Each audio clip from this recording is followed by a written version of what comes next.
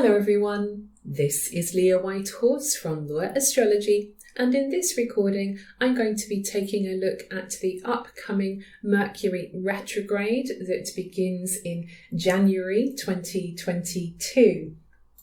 So I'm going to start with some dates. There is a transcript available with this video. If you just click on the three little dots underneath the video, it'll give you the option to see the transcript, so all the details are there. But just so that we have an idea of when this Mercury retrograde is in action, Mercury is actually already in shadow. I'm recording this on the 10th of January 2022. And Mercury actually entered the shadow zone of this upcoming retrograde period on the 29th of December. It will station retrograde on the 14th of January 2022. The midpoint of the Mercury retrograde period, when the Sun and Mercury meet one another, will be on the 23rd of January 2022. We've then got Mercury stationing direct on the 4th of February. Now, that might actually be the 3rd of February for some of you, depending on your time zone, but I'm working in London time zone, so it's the 4th of February. And then Mercury will exit the shadow zone, so it'll all be completely done and dusted by the 24th of February. So that's the entire period. So the main thing that I'm thinking to start with is how it's very interesting that we're beginning 2022 with these retrogrades, not just from Mercury, but also, of course, we've still got Venus retrograde in Capricorn. And Venus retrograde in Capricorn, one of the main features of that retrograde is that she's going to be meeting with Pluto. And it really captures my attention that Mercury will also be doing the same. So there seems to be a lot of emphasis on Pluto as far as these retrogrades are concerned. So Mercury will station in Aquarius to start with.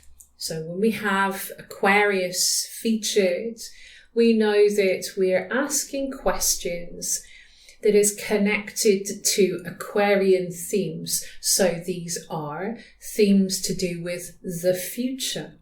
What's going to happen in the future? Where are we going? What do we need to change? How do we need to innovate? What do we need to begin?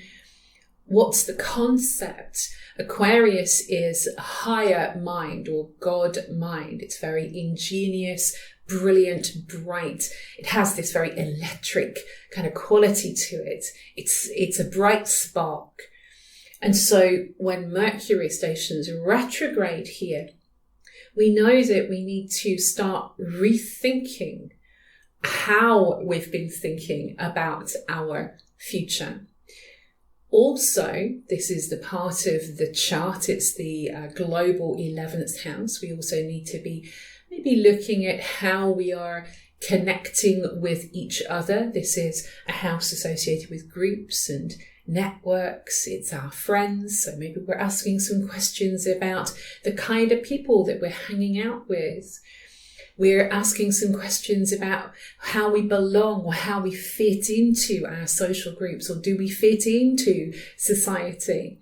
And there's a lot of kind of maybe feelings of discomfort around that.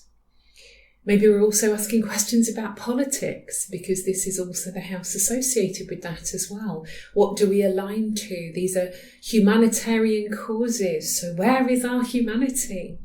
How can we be better humans? How can we be better connected to one another? Mercury is not going to only be retrograde in Aquarius, though. It's actually going to back up far enough to get back into Capricorn. So interesting that they're both Saturn-ruled signs. Saturn is the old ruler of Aquarius and the modern ruler of Capricorn. And there's a sense that maybe then we're needing to ask all these questions and go through this big review about our future and our community and our networks and our humanitarianism. We need to reflect on that, and then we need to go back into Capricorn to look at, okay, what is my responsibility here? How do I handle these responsibilities? Am I managing everything effectively? Because Capricorn is a very well managed kind of sign. It's very serious. It's very grounded. It's very realistic. So we need to have realistic ideas for how we develop our future. We need to be very present, because it's all very well kind of thinking ahead, but unless we come back to the now, we can't really get going, because we need to make decisions now. We need to get those foundation stones in place. We need to have some conversations about, who is responsible for what. We need to maybe consult with someone who knows something more than us, an authority figure, for example, with Capricorn. So there's a very natural flow to this story that we're having to just revisit, and also maybe to look at, well, what are we going to take with us? There are some things that are old in Capricorn. There's some things that are old that we need to perhaps get rid of. And there are other things that are useful experiences, useful knowledge, useful connections that we need to take with us as we move forwards. So, the Sabian symbol for Mercury stationing retrograde on the 14th of January is, during a silent hour, a man receives a new inspiration which may change his life.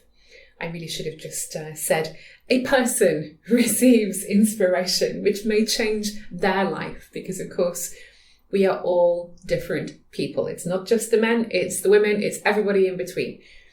We are receiving inspiration during this time, this Mercury retrograde period. The moment Mercury is stationing retrograde, we are being given this silent hour, this moment of reflection to receive inspiration that is life-changing. It's so important that we listen. It's so important that we listen around this time. You can hear me clicking in the background because I'm now looking at the chart. When Mercury stations retrograde, Mercury is going to be conjunct Saturn. So that tells us that this is serious. Serious doesn't mean bad. Serious just means take this seriously. What you are thinking here, your plans, your ideas, your voice, especially the voice in this very interconnected house, in this house of humanitarianism. Our voice is important. Our thoughts are important. We're all unique. Aquarius, we're all unique. So we need to take this moment very seriously because we're receiving inspiration. Icarus, asteroid Icarus is here. That kind of tells us that maybe we have been almost like wanting to run away. Icarus very often gives me the vibe of anywhere but here. We want to be anywhere but here. And yeah, maybe we could understand that right now because there's a whole lot of stuff that's been going on, and I know we're all very tired. That's all the very heavy Capricorn energy we've got going on at the moment with Venus retrograde there and all the rest. So yeah, it's heavy and we just want anywhere but here. We want to be gone. Icarus wanted to get off the island. He famously made those wings. He flew up far too high to the sun and ended up falling to the ground. And yeah, he didn't get to where he needed to be. And that was because he didn't listen. He didn't listen to his father's counsel to say, don't fly too high, or in fact too low, which is interesting because it's kind of like saying, don't get above yourself, but also don't undermine yourself. Don't put yourself down. Do what you can do. Do what you're capable of doing. You're capable, Saturn, of so much more than you think, Mercury. So Icarus is bringing in some of these stories. There is also the asteroid Philosophia here as well, named after the discipline of philosophy. And philosophy, I'm just taking a direct quote from Wikipedia here because it just seemed the best way of explaining this, is the study of general and fundamental questions such as those about existence, reason, knowledge, values, mind, and language. So we are being given this opportunity to ask all these questions, and very often with philosophy what happens is that kind of generates more questions, but that's exactly what we need to be doing right now. We need to be asking these questions, taking it seriously with Saturn. So from there, Mercury goes retrograde. It then will sextile Chiron. This is on the 18th of January, so just 4 days later. It tells us that there is an invitation for healing, a healing dialogue. I've also written about this very recently. I think, when was it? Yesterday, might even be today. In fact, Mercury is sextile to Chiron on the 10th of January as I'm speaking. So because of the retrograde period, Mercury will sextile Chiron 3 times. It will trine the North Node 3 times. It will conjoin Pluto 3 times. So we get these 3 hits. So just as Mercury has stationed retrograde, it then engages in a conversation with Chiron, and we're now prompted to look at where can we build bridges? Where can we apply healing? Where can we speak more kindly to each other and to ourselves? Where does our thinking need to change so that we can not feel so wounded, so hurt all the time, so vulnerable all the time? What can we think now or read or imbibe as far as information is concerned that will help us to heal so that we can feel more confident, remembering that Chiron is in Aries. So these are some of the things that are coming up in Chiron also, because he's half man, half horse. I often get this idea of sort of bringing things together that feel like they don't fit together. So the sense that we have, Mercury engaging with this conversation with Chiron, is like we're trying to look at these disparate parts of our lives and realize actually there's a way to bring this all together and for us to function, for us to move forwards. The Sun will conjoin Mercury on the 23rd of January. So this is the point where we receive some kind of important information. It might be an important conversation.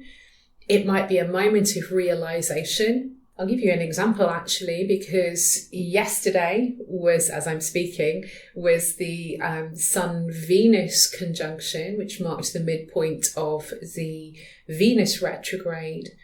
And I had one almighty realization yesterday, and that wasn't even consciously thinking about the astrology. It was just this kitchen moment, you know, I was making a cup of tea and suddenly it was like, wow, I did not think that before, but now I see it. Now I get it. I'd been kind of struggling with something kind of in my mind and a little bit of a problem that I was trying to figure out. And suddenly it was like all the lights went on.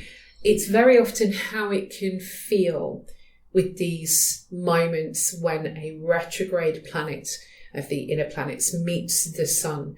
So with Mercury conjunct the Sun, we get a revelation, an opportunity for a revelation, an understanding, this moment in time where Mercury is receiving from the source, the sun, the star, the reason for our existence. So Mercury is receiving information from source. He is there sat on the throne of the sun, raised up. And we too have this moment of absolute brilliant consciousness. That's the opportunity. But again, we need to provide space for that. We need to have a moment, just take a moment, like 5 minutes meditation, 2 minutes meditation. If you really can't fit in 5 minutes, just a couple of minutes walking around the park, whatever it is for you to make space to receive information. The Sabian symbol for that conjunction is a Hindu yogi, demonstrates their healing powers. So it's really interesting that we've got these very inspirational Sabian symbols, the person who is literally receiving inspiration, life-changing inspiration on the retrograde.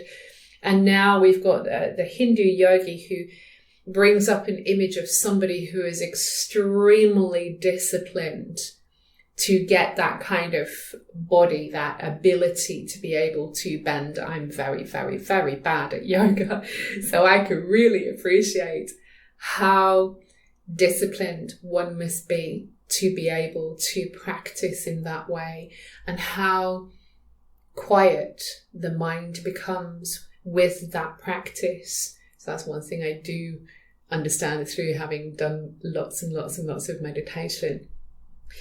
And in that discipline, in that quietening of the mind, in that connection with the physical body, remembering to reconnect with the physical body, because Aquarius can sometimes be very just in the head. So we connect with the physical body as well, and that in itself has this healing essence to it. And interestingly enough, the Sun and Mercury are also conjunct Chariklo, so asteroid Chariklo. And Chariklo was the wife of Chiron. And Chariklo is a very interesting kind of asteroid anyway. She's one of the centaurs, and she's actually the largest of all the centaurs, and she's the only centaur to have rings around her. The astronomers were quite surprised to see that. So she has these rings around her, and she is the wife of Chiron, the wounded healer. And Chariklo gives us this sense of holding space for. She's not the actual healer. She's like the helper of the healer, but she just provides this space, holds this space for healing. She was actually foster mother to many of the heroes as well, and like Achilles, for example. And her name means graceful spinner. So there is this sense that she has this grace. The way I'm speaking right now, I feel like I'm moving my hands. It's almost like there is this very subtle manipulation of energy.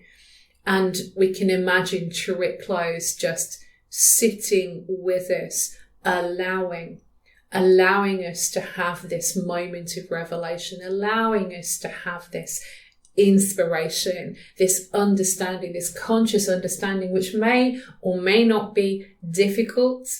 Maybe we realize there's some things that need to change, which is not always easy, but she's just there holding space for that to happen, kind of saying, you're not alone.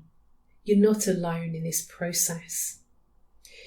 Mercury will then re-enter Capricorn. So it goes through the conjunction to the Sun and then re-enters Capricorn on the 26th of January 2022. So it really is this moment of, here is all the information flooding the mind, illuminating the mind. Now we come down, we ground it. We ground it so that we have a physical understanding, and we are embodying the knowledge that has come through. And from there, Mercury will then trine the North Node. This is the second trine, because we had a trine before the Mercury Retrograde, and there'll be another one after the Mercury Retrograde. So this is the middle one. Mercury is signaling to us that if we can go through this process of grounding and embodying, taking these things seriously, then that is going to open the way. The North Node is about our evolution. And it's also really important that the nodes and Mercury are on the anaretic degrees of their signs. So in other words, the very final degrees of their signs. This is because the nodes will have just shifted from Gemini, North Node, through to Taurus. That's the North Node. And then the South Node has gone from Sagittarius to Scorpio. So we've got this movement of the nodes, which tells us that we are now on this new path, this new chapter, this new lesson as far as our spiritual evolution is concerned. It's very recent. It feels very critical. 29 Taurus is a degree that can be a little bit painful sometimes. It's associated with the weeping sisters of the Pleiades. And so, yeah, sometimes we might feel quite emotional with this particular degree. And yet, because this is a trine, there is a flow here. So it kind of makes me feel that even though it might be difficult, it might feel weighted, it might feel a bit serious with Capricorn, we're also getting a very strong sense that what we're realizing around this time is vital for our spiritual evolution, but also our security here on planet Earth, Taurus. Taurus is about security. Here on planet Earth, we are really needing to explore our resources and our relationship to our resources with the North Node moving into Taurus. So Mercury is going to begin to have a conversation about that. We're starting to tap into this new lesson, this new spiritual lesson guided by the nodes. Mercury will then conjoin Pluto. So now, this is on the 29th of January, now we get this moment of intensity, maybe a little bit of pressure with Pluto, but also the moment where we realize what needs to be got rid of, what is toxic, what's really not working, what's old and done. Pluto represents all of those things. Pluto is also about power. So this is mental, Mercury, power, the power of thought, the power of your voice, the power of when I put my mind to this, this is what I can do. So we're tapping into all that with Mercury conjunct Pluto. And this is the middle conjunction. We've already had one conjunction on the 30th of December. So whatever was starting right at the end of last year, beginning of this year, whatever was starting around that time, now we get to a peak critical point, Mercury conjunct Pluto. And then from there, we start to realize this is how things can change. This is maybe going to change your mind, change my mind. It's changing our minds, Mercury conjunct Pluto. I'm just realizing as I'm talking about Mercury conjunct Pluto that this morning before I did this recording, I was on Insight Timer doing a meditation, and the meditation was by a lady called Sarah Blondin. I don't know anything about her. I have only just discovered her on Insight Timer, and she did this beautiful meditative talk on transforming fear. It's available free if you have Insight Timer. So I did this talk on transforming fear because I personally have been feeling some fear recently about things that I need to change in my life, and I was experiencing resistance. It's very Capricorn. So transforming fear seemed like a good thing for me to listen to this morning. And the absolutely beautiful point that she made in this recording was about listening to fear. And it was one of those things that you kind of feel like, oh, I already know this. I know that I'm meant to listen to what my feelings are telling me. But fear is a hard one because really we just want to get away from fear. And that's certainly where I was at. I was just like in Icarus mode, anywhere but here. Let's get away from this. Don't want to know, don't want to think about it, don't want to feel it. But in the course of this meditation, there was this moment of listen to what your fear is saying. And it was absolutely beautiful, incredibly moving. And so, Sarah Blondin, thank you very much for that. It was a really powerful meditation. So this is what I'm thinking about now as I speak about Mercury conjunct Pluto. It's maybe about that as well, that it might be that we too need to listen to our fears so that we can gain the power that is locked into all of that fear. Because when we're in a place of fear, it's like we're all curled up and kind of scrunched up and nothing can get out, and it just feels very stilted, very restricted, Capricorn, very, very restricted. But when we engage with the feelings that are coming up and we allow ourselves to think those scary thoughts, actually they can be incredibly transformative. So this Mercury conjunction to Pluto, powerful stuff. From there, Mercury will then station direct. So this is on the 4th of February. And it'll be on the Sabian symbol, a store filled with precious oriental rugs. So the store with all of these rugs in it, it makes me think about how hard someone has worked to create all of those, all the skill that it has taken to make all these wonderful pieces. So maybe there is something here about if we want to give ourselves more choices and more security, then we are going to need to apply ourselves. We've got to set our minds to the task, to the job.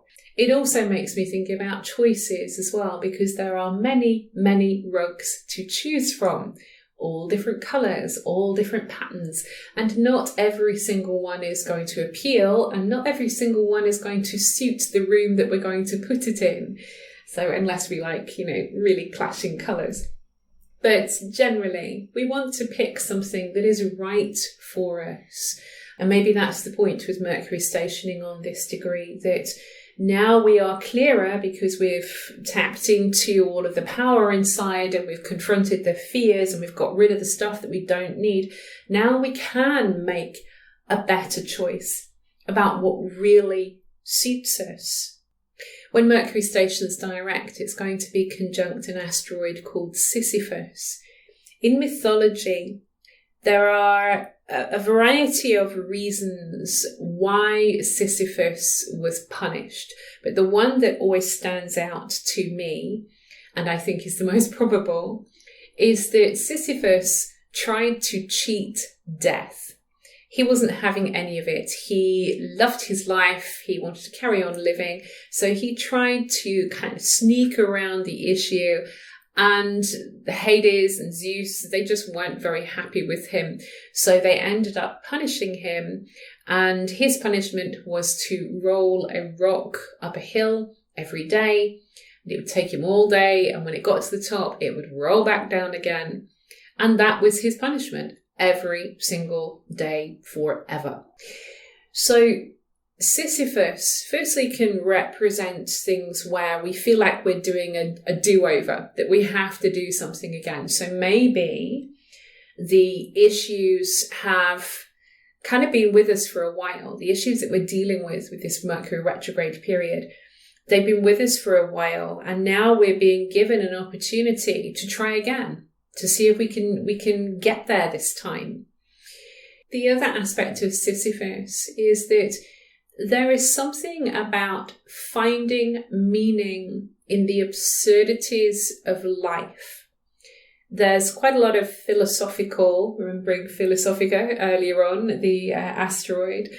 There's quite a lot of philosophical discussion around Sisyphus.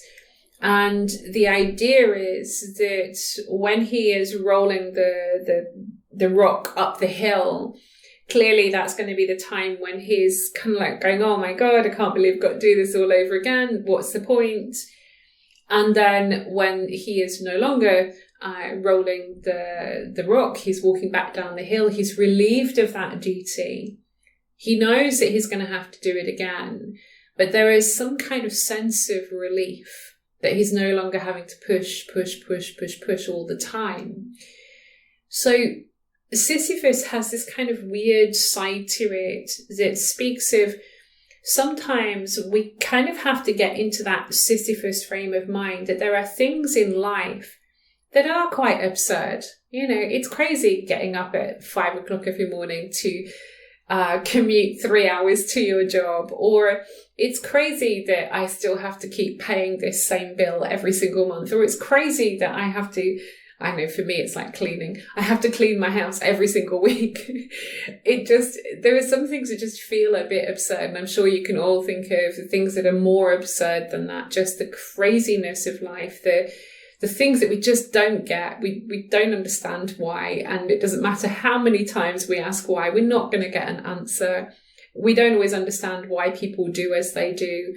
And so Sisyphus is asking us to just kind of accept that there are some things that are just a bit bizarre, that are just a bit absurd. And we kind of have to hold space for, going back to Chariklo, to hold space for that as well. And it doesn't matter if we don't have all the answers. It doesn't matter if we're having to do something again. And not to, I think sometimes we can get very judgmental with ourselves if we kind of don't manage to do what we wanted to do, if we don't hit the target, if we don't get our goal, if we fail for whatever reason. When we're starting again, we can get very frustrated with ourselves. And so Sisyphus is kind of asking us to allow for all of that. And instead of being really hard on ourselves, remember Mercury's in Capricorn now, instead of being, having that inner voice that is pushing us down and telling us that we're wrong and useless because we've had to start again, we've got to think of Sisyphus in that moment when he's relieved of that duty and he's walking back down the hill knowing that he's going to have to push that rock up the hill again tomorrow. And he's readying himself because he's accepted his fate. He's accepted that's what he needs to do. And maybe that's what we need to do as well. There's a certain element of accepting our fate. Now, that doesn't mean keeping ourselves little and small and saying, I can never do any better than this. But it's just accepting where we are right now, accepting the reality of our experience, Capricorn, accepting the truth that this is what it is right now. And when we do that, we stop resisting. And once we stop resisting, then we can really start to make clear choices to build these foundations for our future. If you would like to know more about this Mercury retrograde and how it affects your chart, please do come along to my Patreon. There is another recording over there where I'm talking about Mercury retrograde through the houses for the signs, so you can access that on the $5 tier. I hope you found this recording helpful, and I wish you many blessings on your path.